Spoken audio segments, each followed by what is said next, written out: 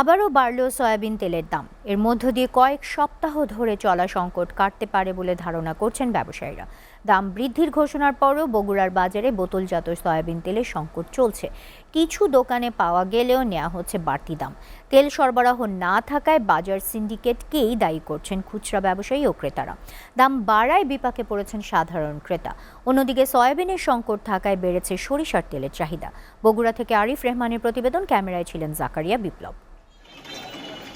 ভোজ্য তেলের দাম নিয়ন্ত্রণ রাখতে সরকার পাম ও সয়াবিন তেলের আমদানি শুল্ক দুদফা কমিয়েছে। তাতে কমার চেয়ে উল্টো বাড়ছে দাম।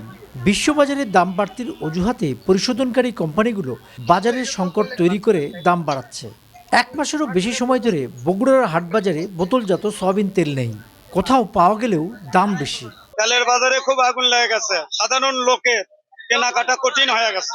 অসাধু ব্যবসায়ী অতিরিক্ত মুনাফার কারণে বোতলজাত তেল গুলা অতিরিক্ত দামে বিক্রি করতেছে। সেই বোতলটা একদম মার্কেটে আমরা পাচ্ছি না। এটা যে আমরা নিয়ে বিক্রি করব, এটা টাকাতেও আমরা পাচ্ছি। প্রায় দোকানে দেখতেছি আসলে সয়াবিন তেল নাই, তা আমরা এখন যেহেতু পাচ্ছি না, এখন খোলা তেল নিয়ে যায়। খুচরা ব্যবসায়ীরা বলছেন, তেল নিতে কোম্পানিগুলোতে অগ্রিম টাকা জমা দেওয়ার পরেও তেল সরবরাহ করা হচ্ছে না। আবার তেল দিলেও তার সঙ্গে অপ্রচলিত পণ্যগুলো জোর করে দেওয়া হচ্ছে। সংকটের কারণে সরিষার তেলের চাহিদা বেড়েছে। লিটারে 30 টাকা দাম বেড়ে সরিষা বিক্রি হচ্ছে 200 টাকা লিটার। ইনটেক বোতল পাওয়া যাচ্ছে না বাজারে, সংকট, তাই খোলা তেলের উপর একটু চাপ পড়ছে। এখন বর্তমানে মার্কেটে সয়াবিনের সংকটের কারণে সরিষার তেলটা একটু বেশি সেল হচ্ছে।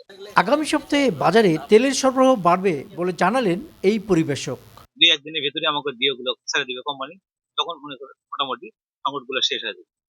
আর মনে করেন যে যেগুলা লুজ তেলগুলো যেভাবে বাজার আছে, সরকার যেহেতু আমাদেরকে একটা নির্ধারণ করে দিচ্ছে, এমআরপি চেঞ্জ করে দিচ্ছে না। এমআরপি চেঞ্জ না করার কারণে কোম্পানি আমার ডিসিশন নিয়েছে যে ওই রেডি মালগুলো আমাকে দিবে আর কি।